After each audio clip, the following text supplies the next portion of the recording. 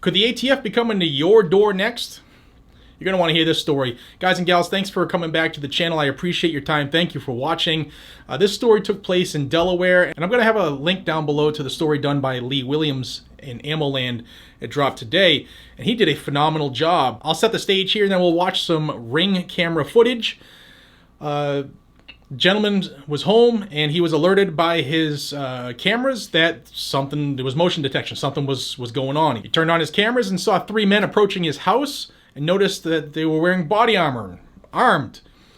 So he goes to the door and confronts them and learns that 2 of the men are ATF, 1 is a Delaware State Trooper, and they're there to inquire about a multiple gun purchase that he had made. I'm going to go to the footage here, and then we'll come right back. Sir? Yeah. Okay, that's all I'm doing is verifying that you have it.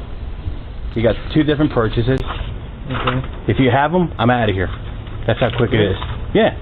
You have them with you by any chance? Are they? If you can unload them and bring them out, or you can go out to your foyer here, check them out, by serial number, and we're out of here. That's it? Yep. That's it. It'll take 5 seconds. The reason we're out here is we're obviously gun violence has been an uptick, so we want to make sure we've been having a lot of issues with straw purchases.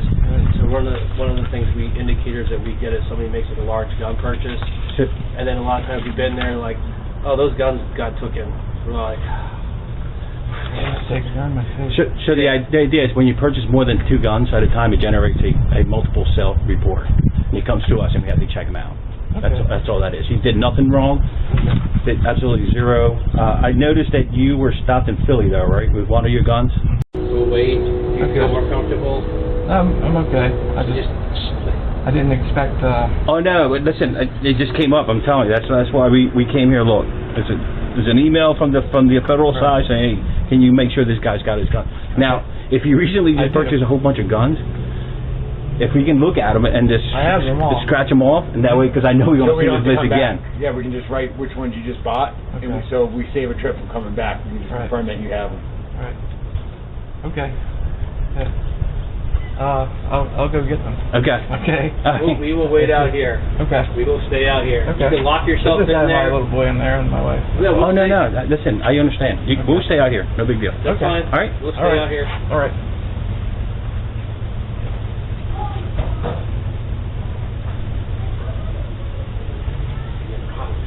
Yeah, I'm playing. I'm playing.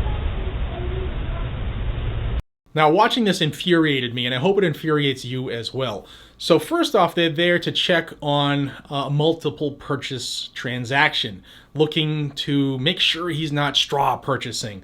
And I'll tell you what, coming from a former law enforcement officer, I'm telling you that if they had probable cause to believe that this person was a straw purchaser, they would have been there with a warrant, and they would have had action much more than just what's called a knock and talk. A knock and talk is when, hey, we're going to go to this person's house, we're going to talk about a subject, and hopefully we can use verbal judo to get them to tell us all kinds of stuff, and we're not going to really tell them that they have the right to remain silent, or that, you know, they don't have to even talk to us. We're not going to tell them that. And that's what they did here. You notice they didn't tell him that he was under no requirement legally to answer their questions. You can tell he was uneasy with this scenario. And what they did was they compelled him to give them information. I have seen scenarios like this all day long in court be tossed out. The information garnered from this interview tossed out because the subject was basically compelled to feel they had to tell these officers whatever information it was. He was not under any requirement to tell them anything. He did not violate any law, and they didn't have a warrant. It's a violation of the 4th Amendment if they're there to search his premises.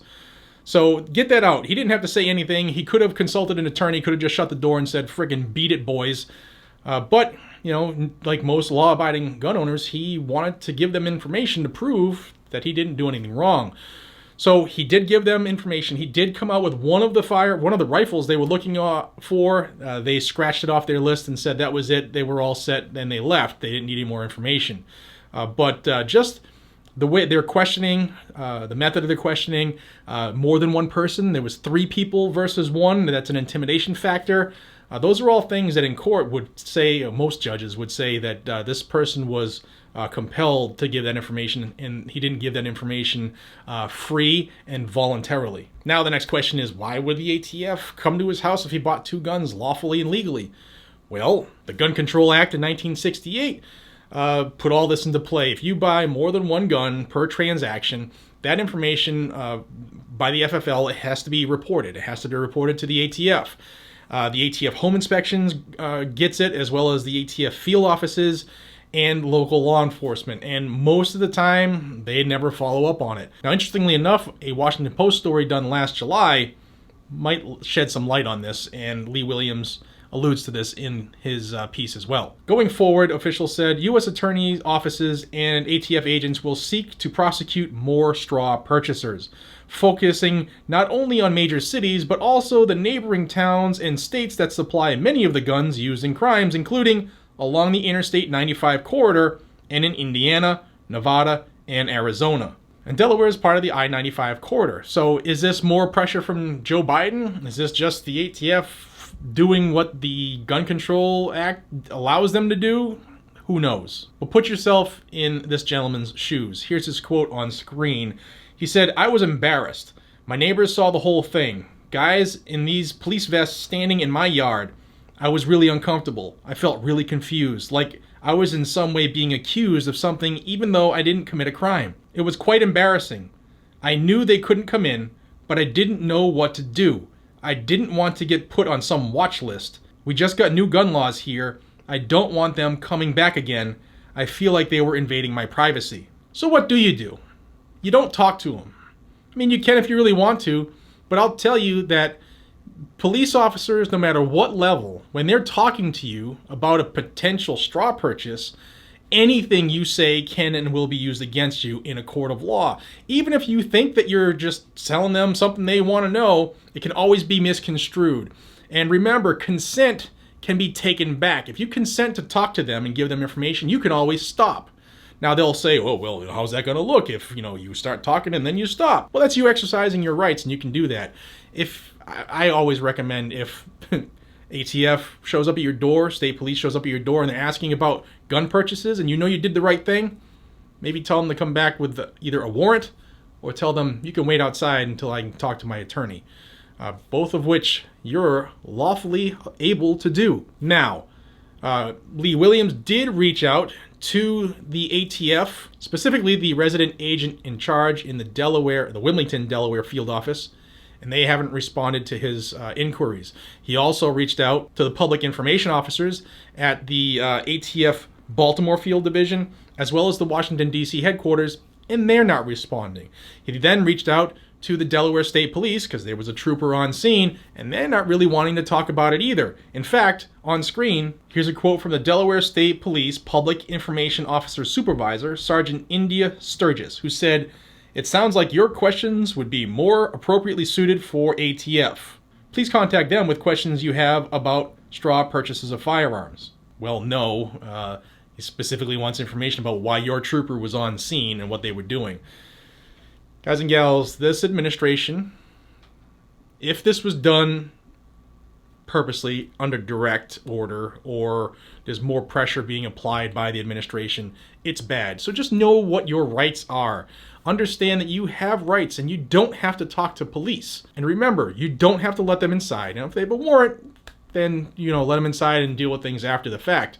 But just remember, if they had probable cause, he would have been in a different scenario. And the fact that they haven't responded or don't want to talk about it speaks volumes. So maybe this is a one-time opportunity, or maybe ATF is going to be going to see more people in the I-95 corridor as well as other locations. I will have a link down below. Check out the story by Lee Williams. There's more information in there, as well as links to some of the other stuff that's in that I mentioned. He has in there as well. He does awesome work. Check him out on AmmoLand, link down below. And please remember, you have rights. Exercise them. If you'd like to stay up to date on information all over this country related to the Second Amendment, please subscribe to this channel. I want to see how far YouTube will let us grow, and I can only do that with your help. So if you haven't subscribed, please join this growing freedom family. If you have subscribed, please double check your subscription. That thing keeps going on where they remove people. And until we see each other again, be safe, stay vigilant, and carry a gun to keep you, your friends, your family, your community safe. And I'll see you on the next one. Take care.